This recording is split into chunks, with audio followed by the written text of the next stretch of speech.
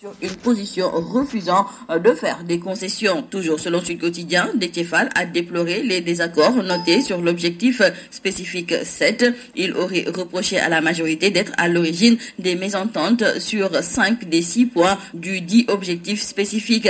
Et il s'agit entre autres du cumul des fonctions de chef de parti et de président de la République, de la liberté de candidature, de l'arrêté Ousmane Ngom ou encore de l'article 80, sans oublier la décrispation de l'espace politique. Et donc, Déthié Fall a interpellé nommément le coordonnateur de la majorité présidentielle en lui faisant porter le chapeau. Et c'était la goutte de trop pour Benoît Sambou qui a préféré bouder la salle. Et il a fallu l'intervention de Chersar, Ousmane Sey et autres qui sont sortis pour faire revenir ce dernier à de meilleurs sentiments. Ce qui fait dire à nos confrères du journal Sud Quotidien que l'objectif spécifique 7 du dialogue politique est une patate chaude pour la commission cellulaire du dialogue politique. Et jusqu'à présent, les acteurs n'ont pas pu trouver de consensus autour de la question de la décrispation du paysage politique. Pour ce qui est du collectif New Lank, nos confrères du journal Critique nous indiquent qu'ils cherchent du renfort auprès de Bougane Gueye Dany et de Barthélémy Diaz. Ces deux têtes brûlées, comme les appellent nos confrères du journal Critique, ont validé le combat de New Lank. Et justement, à propos de l'affaire Guy Marius Sagna, nos confrères du journal 24 heures considèrent que jusqu'à présent, rien ne bouge concernant cette affaire. Et pourtant, beaucoup de personnalités ont fustigé sa mise en détention. C'est le cas de Barthélémy Diaz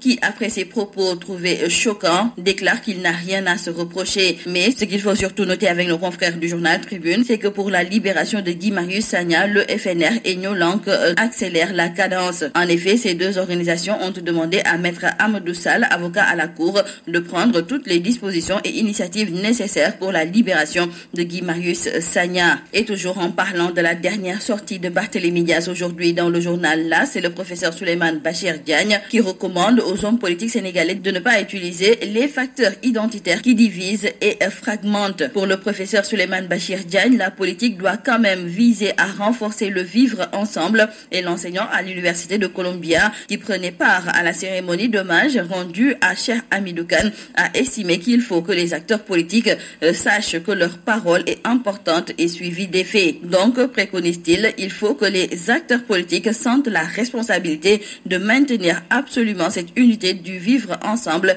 et éviter la fragmentation que pourraient amener les identités religieuses. Restons avec nos confrères du journal Tribune qui nous indiquent que si rien n'est fait pour gérer avec efficacité les problèmes de nature conjoncturelle et structurelle que connaît la société africaine de raffinage, le Sénégal risque de perdre une certaine souveraineté dans la gestion et le raffinage des hydrocarbures. En effet, avec le retrait signalé de Khadimba de Locafrique qui détenait jusque-là 36% de l'actionnariat de la SAR, il reste et demeure évident qu'au total multinationale française est en embuscade pour tout rafler. Le dernier rapport du FMI renseigne que notre pays se dirige vers un endettement excessif et il ressort de la publication du FMI que la dette publique totale a presque doublé depuis 2012 au début du premier mandat du président Macky Sall. Et aujourd'hui donc, nos confrères du journal Direct News se trouvent que si l'on y prend garde, notre pays va filer tout droit vers un surendettement. Le maire de Dakar Plateau est-il en train de délaisser sa commune au profit de son poste de ministre de la Pêche et de l'économie maritime?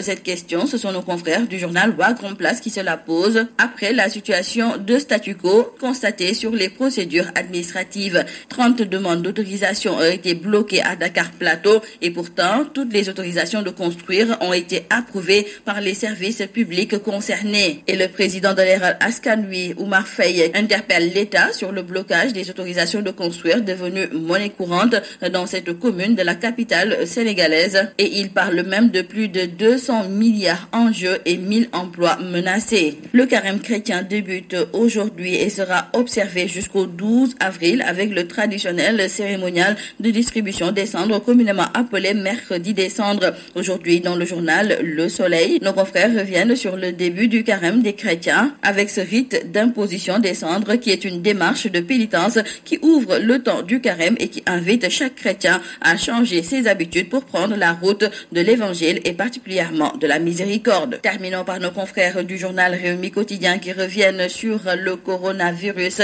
et ça devient sérieux selon nos confrères car en Chine, plus de 2600 décès ont été enregistrés, 15 morts en Iran et le vice-ministre de la Santé santé seraient même touchés par le virus.